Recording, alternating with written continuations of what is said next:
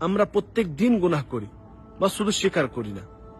আল্লাহ সুবহানাহু ওয়া তাআলা তিনি নিজেই বলেছেন, ইয়া ইবাদি, হে আমার বান্দারা, ইন্নাকুম তুখতিউনা বিল-লাইল ওয়ান-নাহার, তোমরা রাতে দিনে সব সময় গুনাহ করো।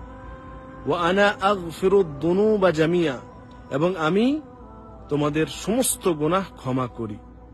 আল্লাহ সুবহানাহু ওয়া তাআলা তিনি নিজেই বলছেন যে আপনি আমি সব সময় গুনাহ করি, রাতে দিনে সব সময় আমাদের থেকে গুনাহ হয়ে যায়।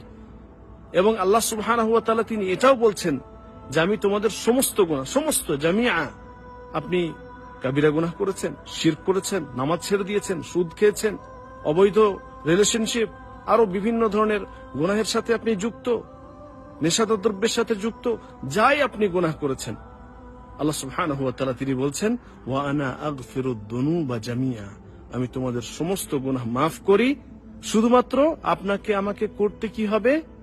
ফাস্তাগফিরুনি, তোমরা শুধুমাত্র আমার কাছে ক্ষমা চাও, ইস্তেগফার করো, তওবা করো, আগফির লাকুম, এবং তোমাদের গুনাহ আমি ক্ষমা করে দেব।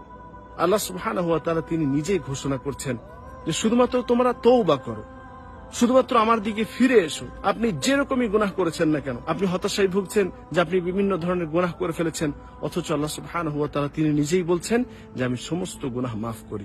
বা শুধুমাত্র আপনার আমার উপর উচিত হচ্ছে কি, যে আপনি আমি যখনই গুনাহ করে ফেলবো আল্লাহ সুবহানাহু ওয়া তাআলার দিকে ফিরে আসবো। তাই এখনই তওবা করুন।